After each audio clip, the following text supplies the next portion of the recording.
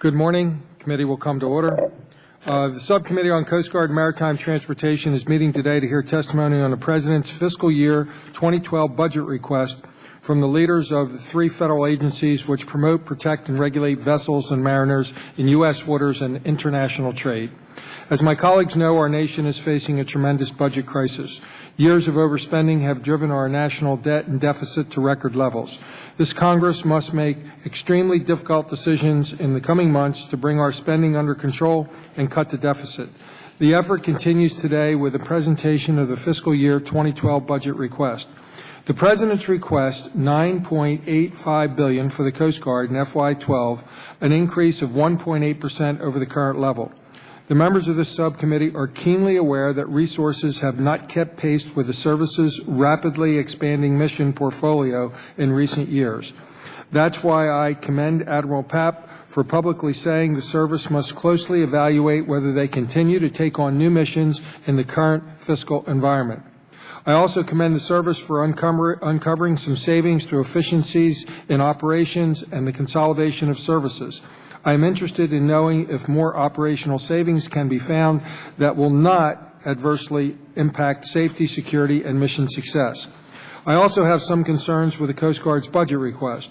First, the service continues to push off investments in the acquisition of assets.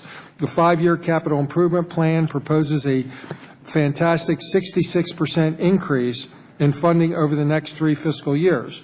The service needs to stop burying its head in the sand and propose a fiscally sustainable long-term capital acquisition plan. I would point out that we should have had at least a partial solution to this years ago, but the service and the department continued to refuse to provide this subcommittee with the fleet mix analysis. I remind the service that the subcommittee requested this analysis over 13 months ago. I urge the service in the strongest possible terms to satisfy our request for this document in very short and rapid order. Second, the service continues to lack the polar missions plan long sought by Congress. To add insult to injury, the service intends to spend millions of unbudgeted dollars to refurbish the Polar Sea's engine and then decommission the icebreaker. I don't quite understand this, but maybe you can help us. A classic example of throwing good money after bad. The budget request for the Maritime Administration represents a 1.4% reduction below the current level. Most of the cuts come from zeroing out funding for the grants and other programs which are meant to revitalize the maritime sector and protect U.S. mariner jobs.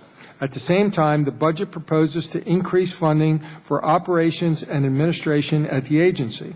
While I appreciate the difficult choices the administrator made in developing this budget, I am concerned these programs are being cut while operating expenses continue to grow. I am also concerned with the tremendous amount of time it takes the administration to process applications for Title 11 loans. This is even more concerning given the fact the budget proposes to rescind $54 million in unobligated Title 11 loans guarantees when they have nearly $100 million worth of applications still to process. If all the applications were approved, it would provide $1.5 billion to U.S. shipyards and create thousands of new jobs at a time when our nation desperately needs to create jobs.